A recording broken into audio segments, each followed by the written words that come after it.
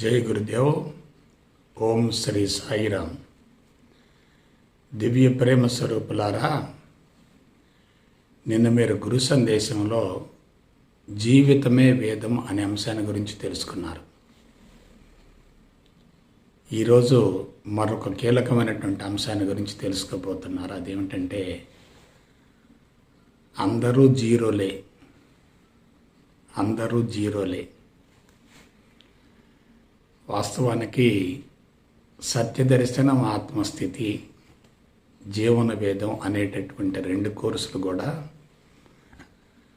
ఆధ్యాత్మిక చరిత్రలో ఒక విప్లవాత్మకమైనటువంటి విధానాలు. ఇంతవరకు ఎవ్వరూ అటువంటి కీలకమైనటువంటి అంశాలను గురించి ప్రపంచానికి వెల్లడించలేదు. సత్యదర్శనం, ఆత్మస్థితి శిక్షణ రూపకల్పన జరిగేటప్పుడు నా అంతరంగంలో క్షీరసాగర మథనం జరిగింది. దాని నుంచి ఒక ఆలాహలం బయలుదేరింది. ఆలాహలాన్ని మింగిన తర్వాత అంతిమంగా అమృతం చేతిలోకి వచ్చింది.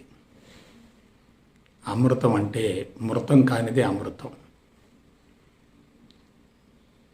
కాబట్టి సత్యదర్శనం, ఆత్మస్థితి శిక్షణ పూర్తయిన తర్వాతనే నాలో ఆధ్యాత్మికత పట్ల ఒక స్పష్టత ఏర్పడింది. నాకు ఆధ్యాత్మిక మార్గం పట్ల స్పష్టత ఏర్పడిన తర్వాత ఆ మార్గం ఎంత అశాస్త్రీయంగా ఉందో, ఎంత ప్రమాదకరంగా ఉందో నాకు అర్థమైంది. అందరూ కూడా జ్ఞానాన్ని వదిలేసి వ్యక్తుల చుట్టూ, విగ్రహాల చుట్టూ తిరుగుతూ ఉన్నారు. ఆధ్యాత్మికతను ప్రత్యేకమైనటువంటి జీవన విధానంగా చిత్రీకరించారు. కొంతమంది ఆరాధించబడుతున్నారు, మరికొంతమంది ఆరాధిస్తున్నారు. సత్యదర్శనం, ఆత్మస్థితి శిక్షణ పూర్తి చేసినటువంటి వాళ్ళకి ఆధ్యాత్మికత అనేది తక్కువగా ఉంటుంది, ఆధ్యాత్మిక పిచ్చి ఎక్కువగా ఉంటుంది. ఎందువల్ల పరిపూర్ణ అద్వైత బ్రహ్మజ్ఞానం అనేది వెంటనే అనుభవంలోకి రాదు. అంతరంగంలో భౌతికవాదపు సమాచారం పుష్కలంగా ఉన్నప్పుడు ఆత్మను గురించి తెలుసుకోవటం, దాని అనుభవంలోకి పొందటం అనేది బహు కష్టతరం అవుతుంది. అసలు పరిపూర్ణ అద్వైత బ్రహ్మజ్ఞానాన్ని అవగాహన గావించుకోవాలంటేనే తమోగుణం, రజోగుణం ఉండకూడదు. ఇవాళ ఆధ్యాత్మిక మార్గంలోకి ప్రవేశించే వారిని మీరు జాగ్రత్తగా పరిశీలించండి. అశాంతి, అసంతృప్తి ఉన్నవాళ్లే ఆధ్యాత్మిక మార్గాన్ని ఆశ్రయిస్తున్నారు. అశాంతి, అసంతృప్తి రెండు ఉన్నాయంటే సత్వగుణం లేనట్లేగా. ఆలోచించండి. సత్యదర్శనం, ఆత్మస్థితి శిక్షణ రూపకల్పన జరుగుతున్నప్పుడే నా మనసులో కలిగినటువంటి ఒకే ఒక కీలకమైనటువంటి అంశం ఏమిటంటే, సత్యదర్శనం, ఆత్మస్థితి కోర్సు అనేది పరిపూర్ణం కాదు. మనిషికి ఆధ్యాత్మిక జీవన విధానం ఎంత ముఖ్యమో లౌకిక జీవితం కూడా అంతే ముఖ్యం. అసలు ఆధ్యాత్మికత, లౌకికం అనేటటువంటి రెండు రకాల జీవన విధానాలు ఎక్కడా ఉండవు. భౌతికవాదం, ఆధ్యాత్మికత అనే రెండు రకాల జీవన విధానాలు కూడా ఎక్కడా లేవు. మనుషులంతా ఏమయ్యారంటే రెండు వర్గాలుగా విడిపోయారు. కొంతమంది భౌతికవాదాన్ని వ్యతిరేకిస్తూ ఆధ్యాత్మికత కోసం పరితపిస్తున్నారు. మరి కొంతమంది భౌతికవాదపు మత్తులో ఇరుక్కొని ఆధ్యాత్మికతను వ్యతిరేకిస్తున్నారు. రెండు వర్గాల వాళ్ళు సమాంతర రేఖల మాదిరిగా ఉన్నారు. అందువల్ల భౌతికతను, ఆధ్యాత్మికతను, లౌక్యాన్ని వీటన్నింటినీ సమన్వయం చేసి పరిపూర్ణ జీవితాన్ని అందించాలి అనేటటువంటి బలమైనటువంటి ఆశయంతో జీవన వేదం శిక్షణకు రూపకల్పన గావించడం జరిగింది. జీవన వేదం శిక్షణ అనేది నా మానస పుత్రిక. నా జీవితాన్ని సమూలంగా మార్చింది అదే. నేను మీకు ఒకే ఒక విషయం చెప్తున్నాను. నేను స్వయం కృషి ద్వారా ఉన్నతంగా ఎదిగినటువంటి ఒక ఋషిని. నాది స్వయం కృషి. ఎవరి ప్రమేయం లేదు, ఎవరి సహాయం కూడా లేదు. కృషి చేసే ప్రతి వ్యక్తి ఋషి అవుతాడు. కృషి ఉంటే మనుషులు ఋషులు అవుతారు. కృషితో నాస్తి దుర్భిక్షం. గురువుల మీద, స్వామీజీల మీద, బాబాల మీద ఆధారపడినంతకాలం బానిసత్వం పెరుగుతుంది తప్ప మోక్షం లభించే ప్రసక్తే లేదు. అందుకని జీవన వేదాన్ని ఒక క్రొత్త తరహాలో రూపొందించడం జరిగింది. దానిలో కొన్ని విలువైనటువంటి ప్రవచనాలను గురించి వివరించటం, జ్ఞాన ధ్యాన ప్రవచనాలను అందించటం, ఆత్మశుద్ధి యోగం 3వ దశను సాధన చేయించటం, అంతిమంగా పూర్ణమంత్రాన్ని ఇచ్చి శిక్షణను ముగించడం జరుగుతుంది. ఎప్పుడైతే పూర్ణమంత్రం లభిస్తుందో ఇక సాధన యొక్క అవసరం ఉండదు. ఆహార నియమాల యొక్క అవసరం కూడా ఉండదు. నియమాన్ని పాటించడం అంటే అది అహంకారమే. నియమాన్ని ఉల్లంఘించినప్పుడు మనకు బాధ కలుగుతుంది. నియమాన్ని పాటిస్తున్నప్పుడు మనసు కండిషన్ అవుతుంది. మనస్సును నియంత్రించడం కాదు, మనసును వదిలివేయగలగాలి. కాబట్టి జీవన వేదం చివరిలో జీవితమే వేదం అనేటటువంటి అంశాన్ని గురించి తెలియజేయడం జరుగుతుంది. జీవితమే వేదం. వేదం అంటే పుస్తకం కాదు, చదవటం కాదు, వల్లించడం కాదు, నేర్చుకోవటం కాదు, తరబేదును పొందటం కాదు, బోధించడం అంతకన్నా కాదు. వేదం అంటే సత్యం. వేదం అంటే బ్రహ్మం. వేదం అంటే విశ్వం. వేదం అంటే భగవంతుడు. వేదం కానిది, వేదం లేనిది, వేదానికి భిన్నమైనది, వేరైంది, అతీతమైంది ఏమీ లేదు. భగవంతుడే వేదం, వేదమే భగవంతుడు. కాబట్టి నిన్న మీరు తెలుసుకున్నటువంటి జీవన వేదాన్ని మరొకసారి సమీక్షించుకోండి. ఈరోజు అందరూ జీరోలే. వాస్తవానికి బిడ్డలారా, ఈ విశ్వం ఎలా ఆవిర్భవించింది, ఎక్కడ నుండి ఆవిర్భవించింది? విశ్వంలో ఆధారం ఏమిటి, ఆధేయం ఏమిటి? ప్రకృతి ఏమిటి, పురుషుడేమిటి? క్షేత్రం ఏమిటి, క్షేత్రజ్ఞుడు ఏమిటి? కొంచెం జాగ్రత్తగా విశ్లేషించుకోండి. ఈ విశ్వం దేని నుండి ఆవిర్భవించింది? శుద్ధ చైతన్యం నుండి, పరమాత్మ నుండి, పరబ్రహ్మం నుండి, భగవంతుడి నుండి ఆవిర్భవించింది. భగవంతుడంటే ఎవరు? నిరాకారుడు, నిరంజనుడు, నిర్గుణుడు, సర్వవ్యాపితుడు, విశ్వవ్యాపితుడు. భగవంతుణ్ణి ఎవరన్నా చూశారా? పోనీ భవిష్యత్తులో చూస్తారా?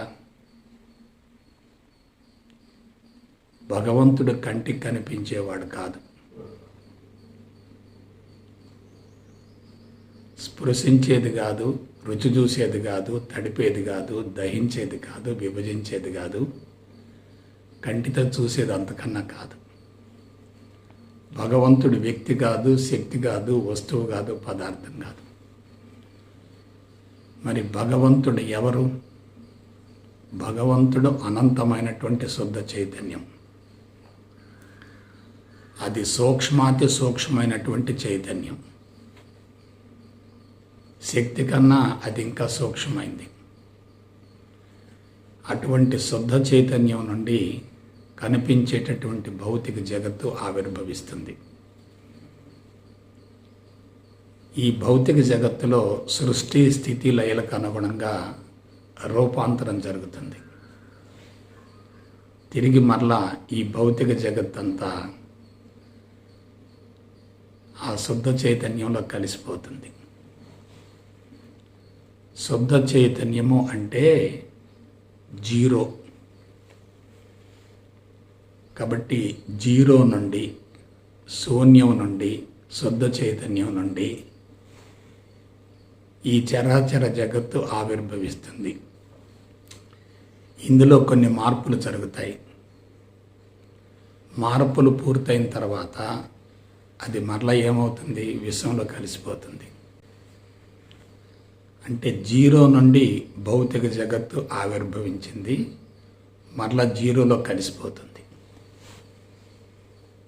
ఆధారం నుండి ఆవిర్భవిస్తుంది, ఆధేయం కొంతకాలం కొనసాగుతుంది, తిరిగి మరలా ఆధారంలో కలిసిపోతుంది. పురుషుడు నుండి ప్రకృతి ఆవిర్భవిస్తుంది, ప్రకృతి కొంతకాలం కొనసాగుతుంది, తిరిగి మరలా పురుషుడిలో ఐక్యం చెందుతుంది.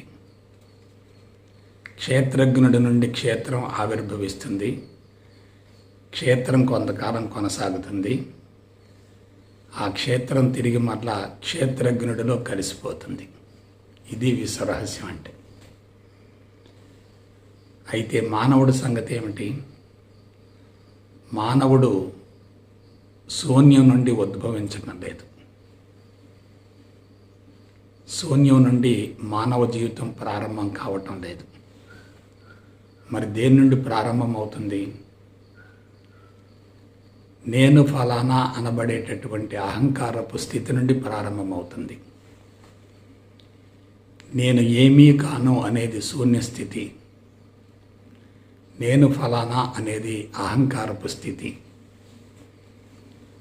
మానవ జీవితం ఎలా ప్రారంభమవుతుంది? అది శూన్యం నుండి ప్రారంభం కావటం లేదు. నేను ఫలానా అనబడేటటువంటి అహంకారపు స్థితి నుండి ప్రారంభమవుతుంది.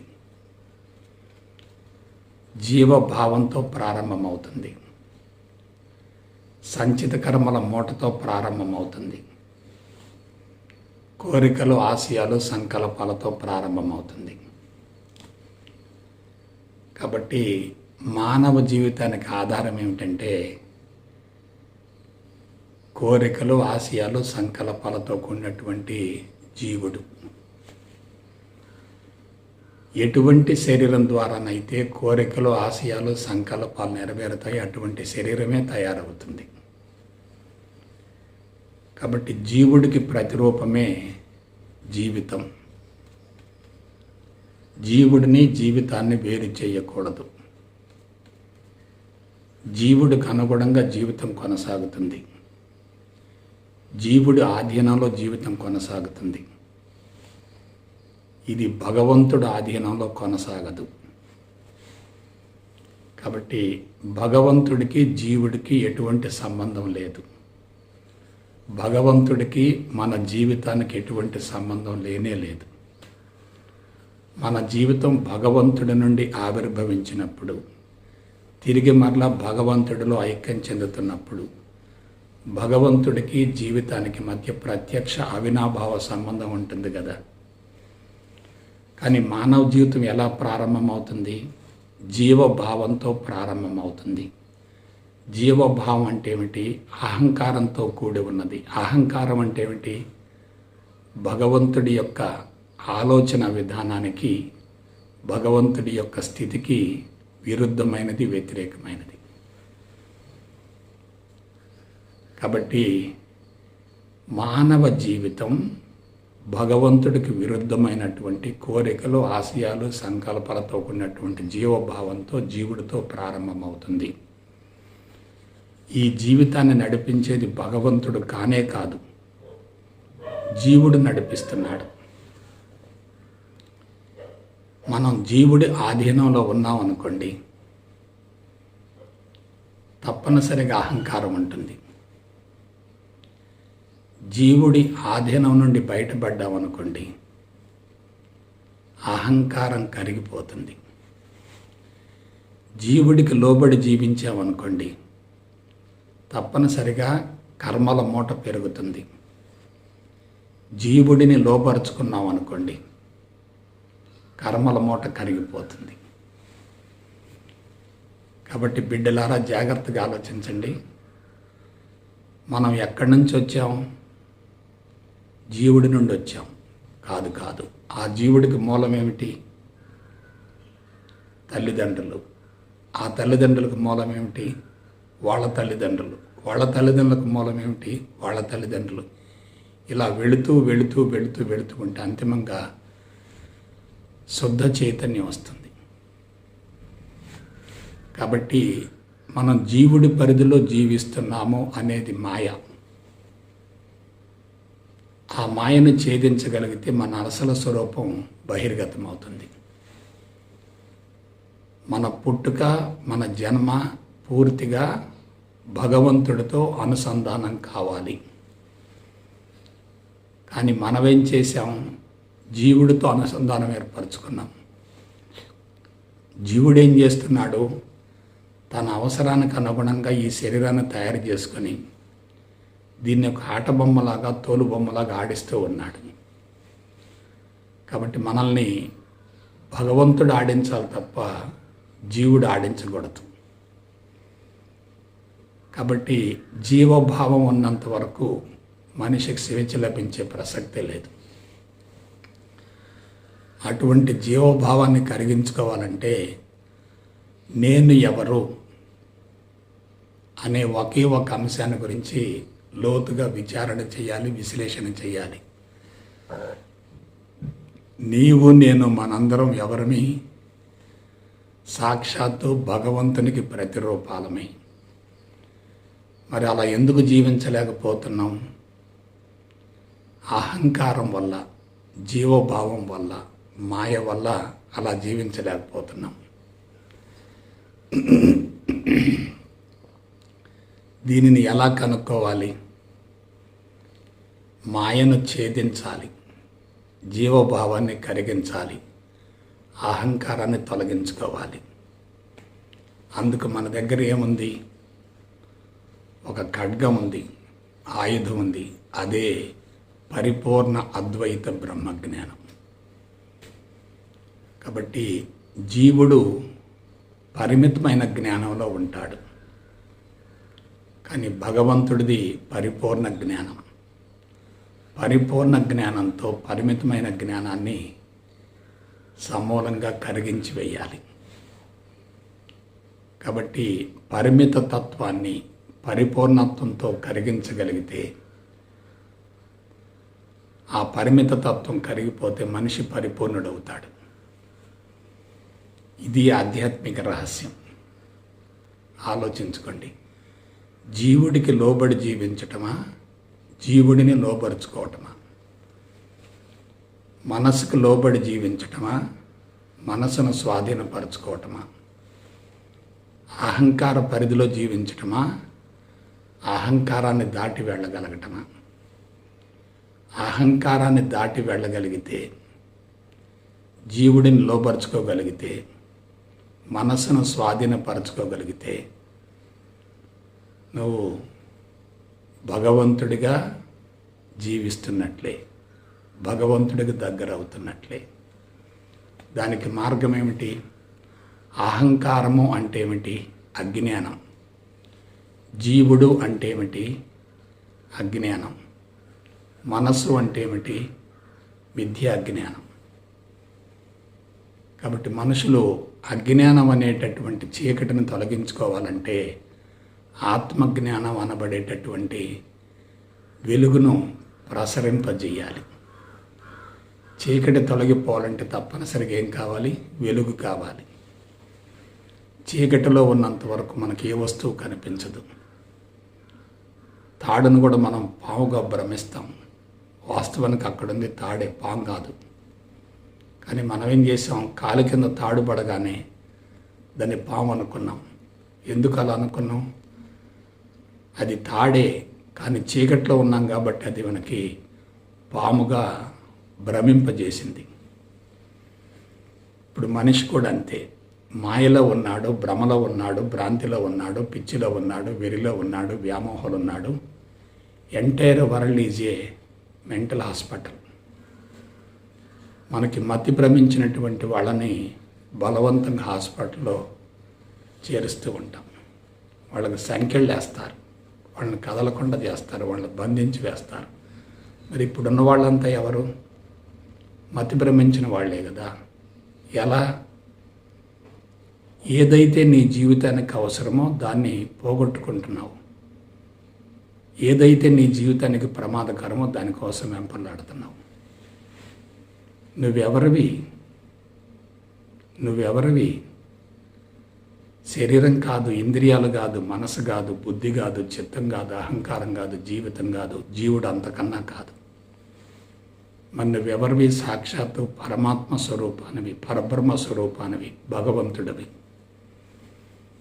ఇది ఎలా తెలిసింది? ఋషులు అనుభవించి వాళ్ళ అనుభవసారాన్ని మనకు దారపోశారు. మనమేం చేశాం? పుట్టినప్పటి నుంచి మరణించేంత వరకు భౌతికవాదపు మత్తులో ఉండి కామాన్ని, క్రోధాన్ని, లోభాన్ని, మోహాన్ని, మదాన్ని, మాత్సర్యాన్ని, రాగాన్ని, ద్వేషాన్ని, మమకారాన్ని, అభిమానాన్ని పెంచుకొని ఇదే అసలైన జీవితం అనుకుంటున్నాం. మీకు ఒకే ఒక మాట చెప్తున్నాను. తెలివి, మేధా సంపత్తి అనేది శాపం, వరం కానే కాదు. తెలివైనటువంటి మేధావి కన్నా అమాయకుడే అదృష్టవంతుడు.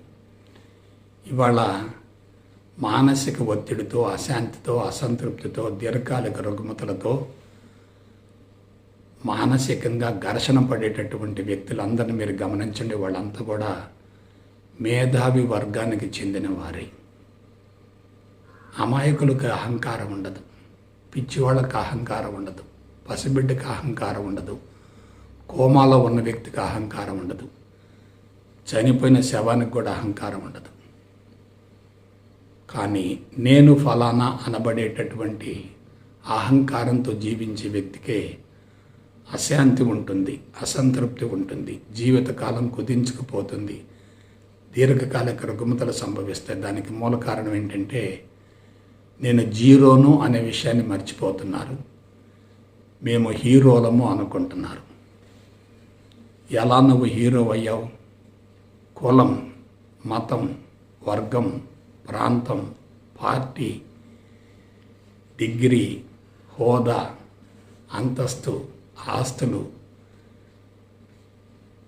వగైరా వగైరా వగైరా. ఇవన్నీ ఏమిటి? నిన్ను హీరోగా భ్రమింపజేస్తున్నాయి. ఏ ఆస్తి నీది కాదు, ఏ అంతస్తు నీది కాదు, పేరు కూడా నీది కాదు, డిగ్రీ కూడా నీది కాదు, చదువు కూడా నీది కాదు, జ్ఞానం కూడా నీది కాదు, హోదా కూడా నీది కాదు, పదవి కూడా నీది కాదు. తాత్కాలికమైనటువంటి వాటిని పట్టుకుంటున్నావు. నీ అసలు స్వరూపాన్ని మర్చిపోయావు. నువ్వు కేవలం పాత్ర పోషణ కోసం మాత్రమే వచ్చావు. జీవోభావాన్ని కరిగించుకోవటం కోసం మాత్రమే వచ్చావు. కానీ ఏమయ్యావు? తెలివి మీద సంపత్తిని పెంచుకొని కోరికలు, ఆశయాలు, గమ్యాలు, లక్ష్యాలు, ప్రణాళికలు, పథకాలు ఏదో సాధించాలనేటటువంటి తపనతోటి పరుగు పందెం తీస్తున్నావు. ఇదంతా పిచ్చి, వెర్రి, మాయ, భ్రమ, భ్రాంతి. భూమండలంలో మానవ జాతికి తప్ప ఈ పిచ్చి మరొక జాతికి లేనే లేదు. పిచ్చివాడి చేతిలో రాయి ఉంటే ఏమవుతుంది? పిచ్చివాడి చేతిలో కత్తి ఉంటే ఏమవుతుంది? పిచ్చివాడి చేతిలో అగ్గిపుల్లు ఉంటే ఏమవుతుంది? పిచ్చివాడిని చూసి అందరూ భయపడుతుంటారు. పిచ్చివాడికి అందరూ దూరంగా జరిగిపోతూ ఉంటారు. పిచ్చివాడి దగ్గరకు వస్తే అతన్ని చూసి దూరంగా వెళ్ళిపోతూ ఉంటారు. ఇప్పుడు జరుగుతున్నది అదే. కులం ఏమిటి? మతం ఏమిటి? వర్గం ఏమిటి? ప్రాంతం ఏమిటి? పార్టీ ఏమిటి? జ్ఞానం ఏమిటి? డిగ్రీ ఏమిటి? హోదా ఏమిటి? ఆస్తులేమిటి? అంతస్తులేమిటి? ఏంటిదంతా?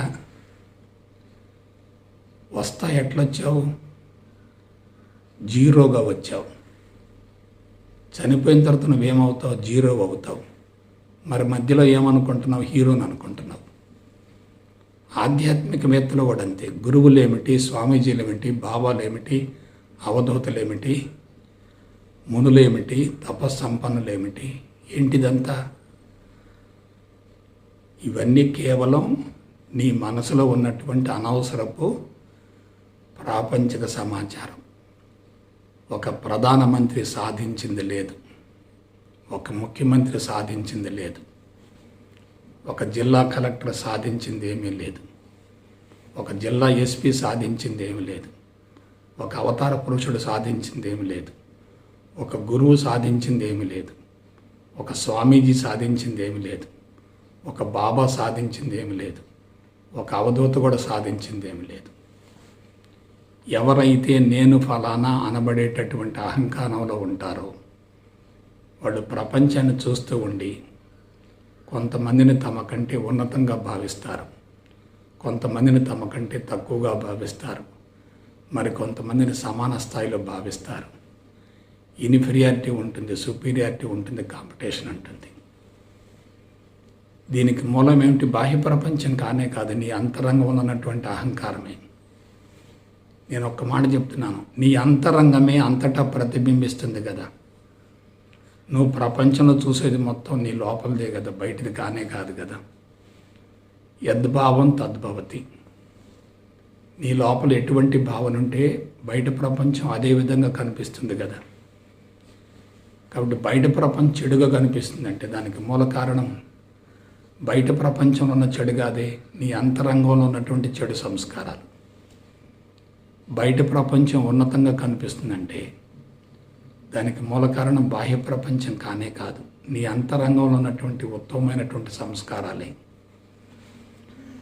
చెప్పండి, అందరూ కూడా ప్రపంచాన్ని సరిచేద్దాం అనుకుంటున్నారు, ప్రపంచాన్ని మారుద్దాం అనుకుంటున్నారు. ఎంతమందిని మారుస్తారు? ఎంతమందిని సరిచేస్తారు? ఎలా సరిచేస్తారు? నిన్ను నువ్వు సరి చేసుకోవడం చేత కాకపోతే ప్రపంచాన్ని ఎలా సరిచేస్తావు? నీ గురించే నీకు తెలియకపోతే వేరే వాళ్ళ గురించి నీకేం తెలుస్తుంది? ఆలోచించండి ఒకసారి. ఇవాళ అందరూ నరకంలో ఉన్నారు, నరక యాతనను అనుభవిస్తున్నారు. రుగ్మతలేమిటి, బాధలేమిటి, కష్టాలేమిటి, మానసిక ఒత్తిళ్ళేమిటి, యుద్ధాలేమిటి, ఘర్షణలేమిటి, వైరస్లేమిటి. బాపురే, అసలు మానవుడిగా జన్మించడమే దురదృష్టం కదా. మానవుడిగా జన్మించకుండా ఒక పశువుగాను పక్షిగాను జన్మిస్తే ఎంతమంత మనశ్శాంతి ఉంటుంది కదా. కాబట్టి ఆలోచించండి, చిన్నప్పుడే పిన్న వయసులోనే విద్యా విధానంలో ఉన్నటువంటి పొరపాటు వలన, భౌతికవాదపు మత్తు వలన, వనరులు గణనీయంగా తరిగిపోవటం వల్ల మనుషులంతా కూడా మనుగడ కోసం సాగిస్తున్నటువంటి పోరాటంలో ఆర్థికపరమైనటువంటి అంశాల కోసం పరితపిస్తూ సమాజం మీద పట్టు సాధించాలనేటటువంటి తపనతోటి, ఆరాటంతో పరుగు పందెం కొనసాగిస్తున్నారు. నీటి నుండి ఒడ్డున పడ్డ చేపల్లాగున్నారు. ఏం చేయాలో అర్థం కావటం లేదు. దీనికి అంతటికి మూల కారణం కోరికలు అనూహ్యంగా పెరగటమే.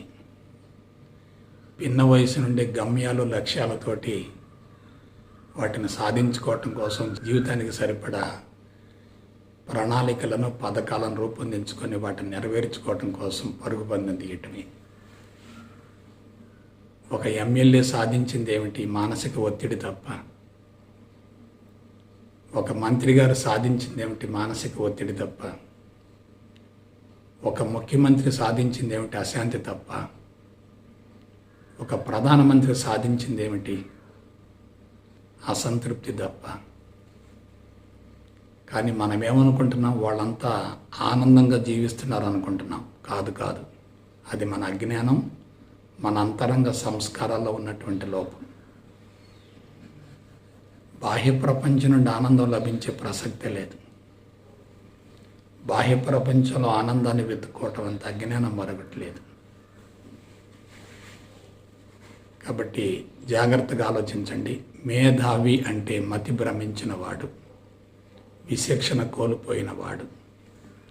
ఏది చెయ్యాలో అది చెయ్యడు, ఏది చెయ్యకూడదు అది చేస్తాడు. ఎలా ఉండాలో అలా ఉండడు, ఎలా ఉండకూడదు అలా ఉంటాడు. రాళ్లబాటు ఎన్నుకున్నావా గాయాల పాలవుతావు, నీళ్ల బాటు ఎన్నుకున్నావా మునిగిపోతావు, ముళ్ళ బాటు ఎన్నుకున్నావా బాధలు పడతావు, అతుకుల బాటు ఎన్నుకున్నావా ఇబ్బంది పడతావు. డొంక బాట ఎన్నుకున్నావా ఆలస్యం అవుతుంది, సిమెంట్ బాట ఎన్నుకున్నావా కొంతవరకు పర్వాలేదు, కానీ పూల బాటను ఎన్నుకున్నావా జీవితం స్వర్గమయం అవుతుంది. కాబట్టి నేను మరొకసారి చెప్తున్నాను, ప్రస్తుతం మానవ జీవన విధానం చాలా ప్రమాదకరంగా ఉంది. అటువంటి జీవన విధానాన్ని కొనసాగిస్తూ ఆనందంగా జీవిస్తున్నాను అని ఎవరన్నా చెప్తే అతనికి మతి భ్రమించిందని గుర్తుపెట్టుకోండి. అదే సమయంలో ఆధ్యాత్మిక జీవన విధానాన్ని కూడా మీరు పరిశీలించండి. అక్కడ సాధించాలి అనే తపన ఉంది. ఇది కాదు ఇంకేదో కావాలి అనేటటువంటి కోరిక ఉంది, అసంతృప్తి ఉంది. కాబట్టి భౌతికవాదం ఏ విధంగా ప్రమాదకరమో ఆధ్యాత్మికత కూడా అంతే మోతాదులో అదే విధంగా ప్రమాదకరం. అందువల్ల రెండు మార్గాలలో ఉన్నవాళ్ళు కూడా అసంతృప్తిని పెంచుకుంటున్నారు. మరొకటి బోధించటం, ప్రచారం చేయటం, శిక్షణలు ఇవ్వటం, ప్రపంచాన్ని మార్చాలనుకోవటం ఎలా సాధ్యమవుతుంది? తనను గురించి తాను తెలుసుకున్న వ్యక్తే ఇతరులను ఎంతో కొంత మేరకు ప్రభావితం చేయగలుగుతాడు. తనను గురించి తాను తెలుసుకోకుండా సమాజాన్ని మార్చాలనుకోవటం సాధ్యమవుతుందా? ఒక వ్యక్తి యొక్క మూల నిర్మాణం ఎప్పుడు మొదలైంది? కొన్ని లక్షల సంవత్సరాల క్రితం మొదలైంది. అది ఆకస్మికంగా ఎలా మారుతుంది? ప్రపంచాన్ని మార్చాలి అని ప్రయత్నించినటువంటి ఏ వ్యక్తి అయినా విజయం సాధించాడా? గౌతమ్ బుద్ధుడు ముసలితనాన్ని తొలగిస్తానని, మరణాన్ని ఆపివేస్తానని, జబ్బులు రాకుండా చేస్తానని చెప్పి అందమైన భార్యను, ముక్కుపచ్చలారని బిడ్డను, కనకపు సింహాసనాన్ని, రాజభోగాలను, అధికారాన్ని సైతం త్యజించి అరణ్యాలకు వెళ్ళి పిచ్చివాడైపోయాడు. తర్వాత జ్ఞానోదయం కలిగింది. ఏమిటది?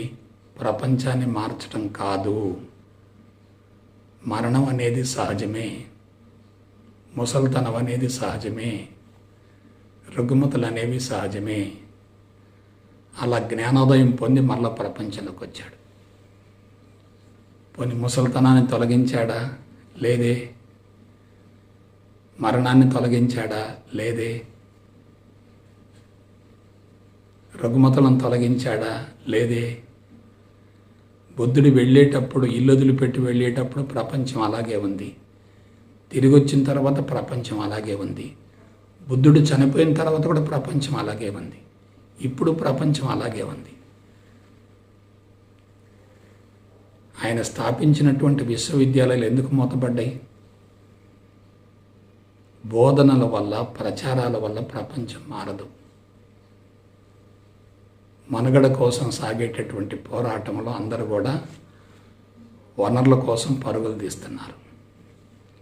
జనాభా విపరీతంగా పెరుగుతుంది, వనరుల మోతాదు గణనీయంగా తగ్గుతుంది, భౌతికవాదపు మత్తు తారాస్థాయికి చేరింది. ఇటువంటి భౌతికవాదపు మత్తులో మనిషి పూర్తిగా ఇరుక్కున్నప్పుడు అతనికి ఆధ్యాత్మికతను గురించి బలవంతంగా చెవులో నూరిపోసిన లోపలకు ప్రవేశించదు. కాబట్టి దీనికి ఒకే ఒక పాశుపతాస్త్రం ఏంటంటే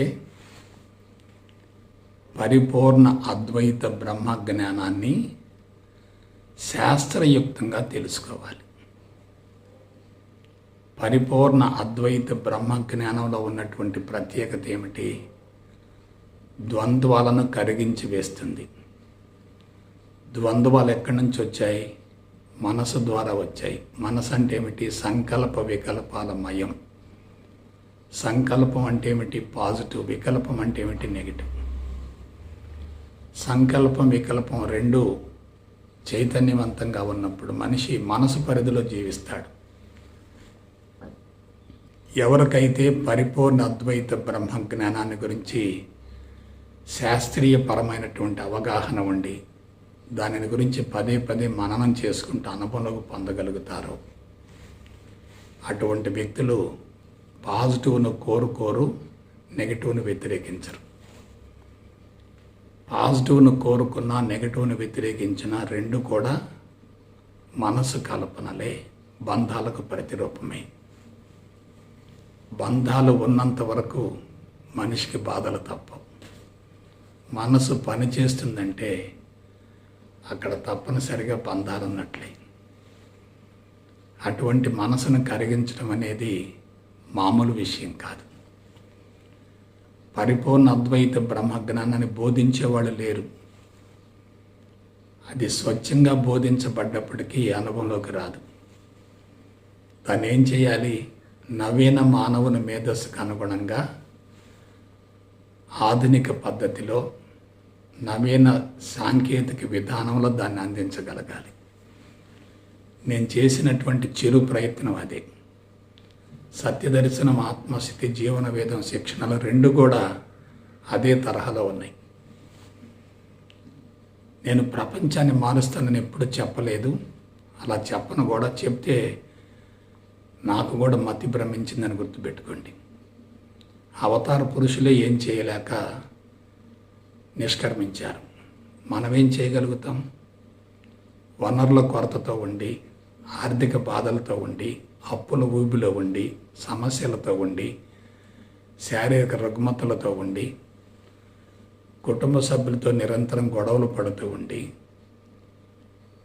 ఆధ్యాత్మికత పేరుతో కళ్ళు మూసుకుంటూ వచ్చే ప్రయోజనం ఏమిటి?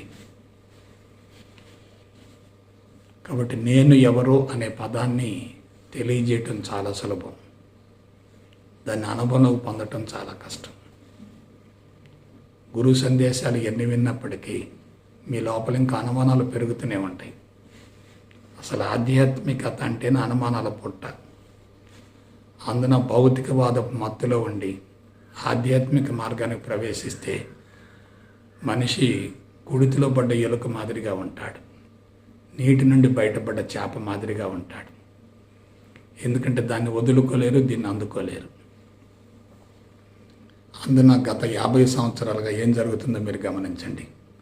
టెక్నాలజీ తారాస్థాయిలో ఉంది, వస్తువు ఉత్పత్తి అనూహ్యంగా పెరుగుతుంది, ప్రకృతి వనరులు భస్మీపట్లం అవుతున్నాయి, సమాచారం విపరీతంగా అందించబడుతుంది, సెల్ ఫోన్ చేతిలో లేకుండా బ్రతకలేని పరిస్థితి ఏర్పడింది.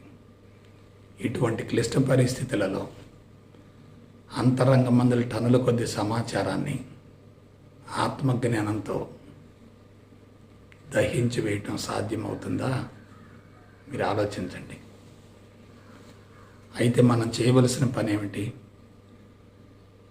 ఈ సమాజంలో నేను ఉన్నతుడను, ఏదో సాధించాను అని చెప్పుకునేటటువంటి వ్యక్తి యొక్క అంతరంగాన్ని మీరు పరిశీలించండి. అతను సాధించింది ఎంత ఉంటుందో పోగొట్టుకున్నది కూడా అంతే ఉంటుంది.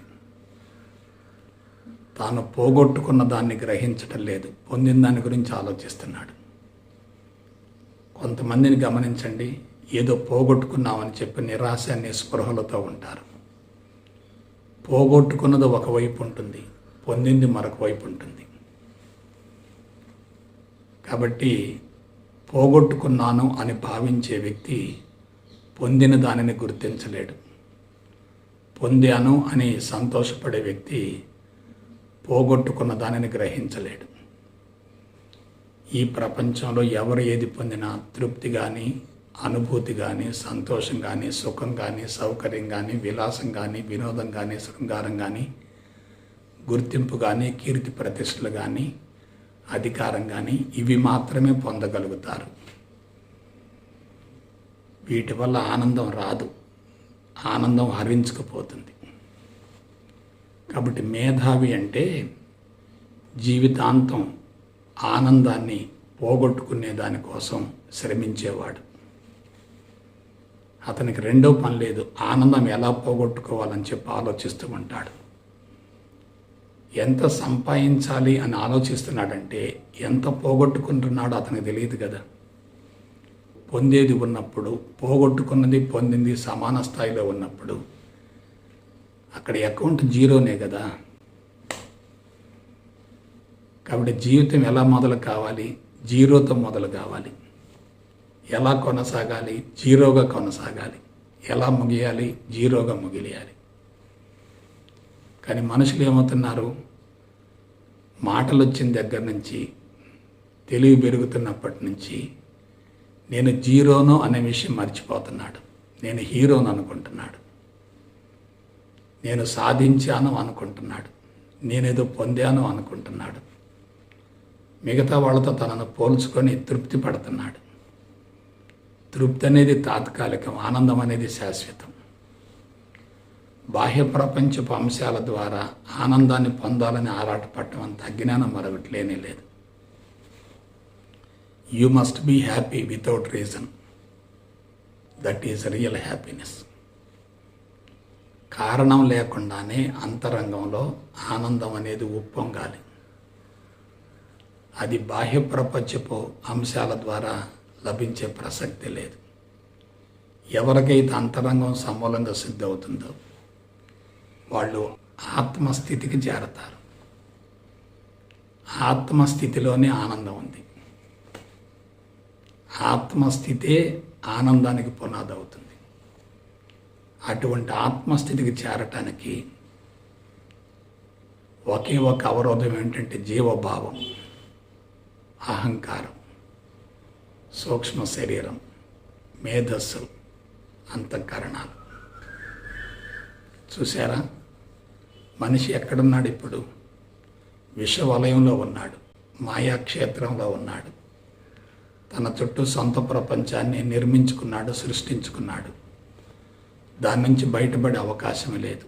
దానిలోకి వేరే వాళ్ళని అనుమతించే ప్రసక్తి లేదు. తన ప్రపంచమే తనకు ఆస్తి అవుతుంది. తన ప్రపంచమే తనకి సొంత ఎస్టేట్ అవుతుంది. తన ప్రపంచమే తనకు జీవిత పరమావధి అవుతుంది. ఇటువంటి స్థితిలో మానవులంతా కూడా పూర్తిగా ఏమయ్యారు? ఇరుక్కుపోయారు. కాబట్టి ఒక్కసారి జాగ్రత్తగా ఆలోచించండి. బాహ్య ప్రపంచం వైపుకు పరుగులు తీసే ఏ వ్యక్తి అయినా సరే ఆనందాన్ని పోగొట్టుకుంటాడు. ఆనందాన్ని పోగొట్టుకునే వ్యక్తికే జబ్బులు ఉంటాయి. జీవితకాలం కుదించబడుతుంది. అశాంతి పెరుగుతుంది, అసంతృప్తి పెరుగుతుంది. పరిపూర్ణ అద్వైత బ్రహ్మజ్ఞానాన్ని గురించి శాస్త్రయుక్తంగా అవగాహన గావించుకొని జీవుడిని స్వాధీనపరచుకుంటే, మనసును అధిగమించగలిగితే, అహంకారాన్ని కరిగించుకోగలిగితే అతనికి ఆరోగ్యాన్ని గురించి, ఆయువుని గురించి, ప్రశాంతతను గురించి, మనశ్శాంతిని గురించి, సంతృప్తిని గురించి, ఆనందాన్ని గురించి ఎటువంటి డోకా ఉండదు.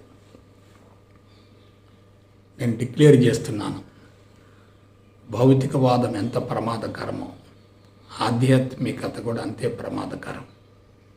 భౌతికవాదపు మత్తు ఉండకూడదు, ఆధ్యాత్మిక పిచ్చి ఉండకూడదు. ఆధ్యాత్మికత కన్నా ఆధ్యాత్మిక పిచ్చి చాలా ప్రమాదకరమైంది. ఆధ్యాత్మికత అవసరమే, కానీ అది వ్యసనం కాకూడదు. గురూజీలు, స్వామీజీలు, బాబాలు ఆధ్యాత్మిక పిచ్చిని పెంచుతున్నారు. మనుషుల్ని బానిసలుగా తయారు చేస్తున్నారు. ఆధ్యాత్మికత తగ్గిపోతుంది, బానిసత్వం పెరుగుతూ ఉంది. కాబట్టి వాళ్ళ బాహ్య ప్రపంచంలో కనిపించేటటువంటి ఆధ్యాత్మికత అంతా కూడా అశాస్త్రీయంగా ఉంది, మూఢనమ్మకాల్లో ఉంది. ప్రపంచంలో ఎవరైనా మారతాను కానీ మూఢనమ్మకాలలో ఇరుక్కున్న వ్యక్తి మారే ప్రసక్తి లేదు. కులం కానీ, మతం కానీ, వర్గం కానీ, ప్రాంతం కానీ, పార్టీ కానీ, ఆధ్యాత్మికత కానీ, అందులో జరిగేటటువంటి విధానాలన్నీ కూడా మూఢనమ్మకాలను పెంచుతున్నాయి, సెంటిమెంట్స్ని పెంచుతున్నాయి, మనిషిని భ్రమలో పెడుతున్నాయి, భ్రాంతిలో పెడుతున్నాయి, పిచ్చిలో పెడుతున్నాయి, వెర్రిలో పెడుతున్నాయి, పిచ్చిని పెంచుతున్నాయి, వెర్రిని పెంచుతున్నాయి, వ్యామోహాన్ని పెంచుతున్నాయి. బాపురే, మనిషిగా పుట్టడం ఎంత ప్రమాదకరం. ఇవాళ భూమండలం మొత్తం మనోకాలుష్యంతో నిండిపోవటానికి మూల కారణం మనుషులు పిచ్చిలో ఉండటమే కదా. కాబట్టి ఎంత పిచ్చిలో ఉండి సాధన చేస్తే ఏమవుతుంది? పరిపూర్ణ అద్వైత బ్రహ్మజ్ఞానాన్ని గురించి శాస్త్రయుక్తంగా తెలుసుకున్న తర్వాత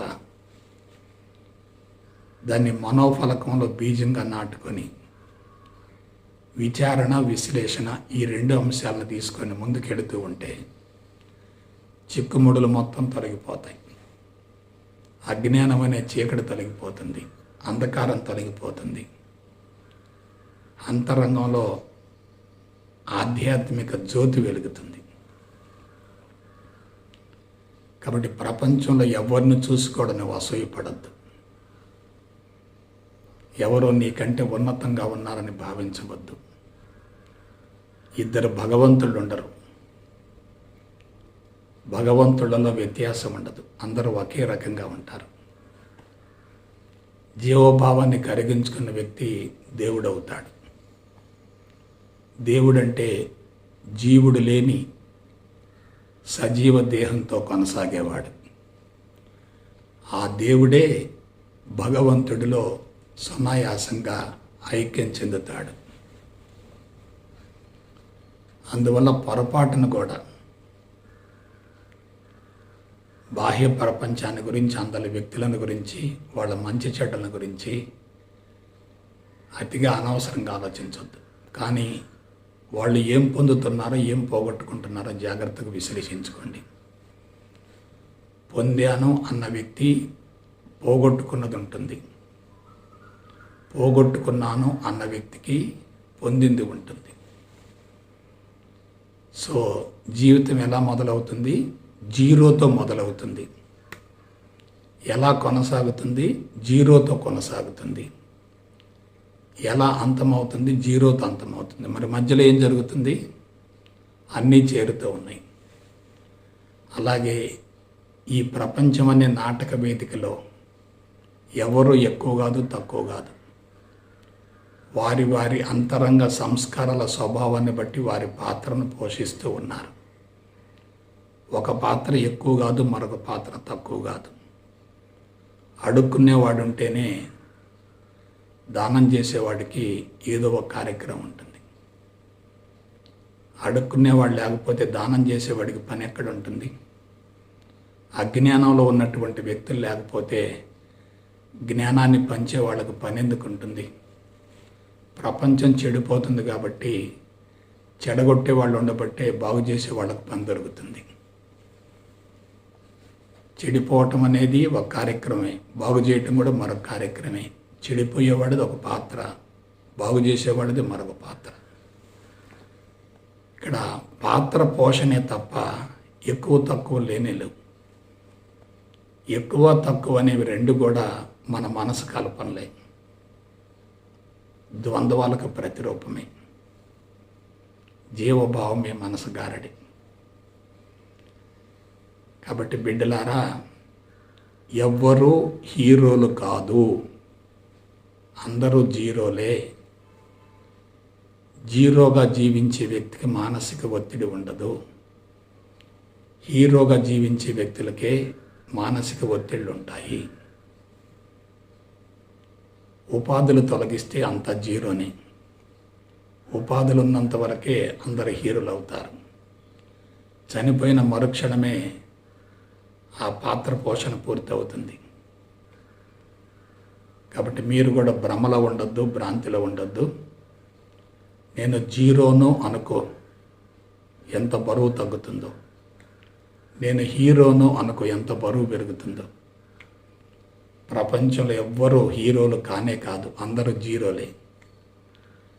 అటువంటి జీరో అనేటటువంటి భావాన్ని పెంపొందించుకొని జీవిత పరమార్థం నెరవేర్చుకోవటం కోసం చక్కటి వ్యూహాత్మక విధానంతో ముందుకెళతారని మనస వాచ్య కర్మణ కోరుకుంటూ సెలవు తీసుకుంటా. జై గురుదేవ్, జై గురుదేవ్, జై గురుదేవ్.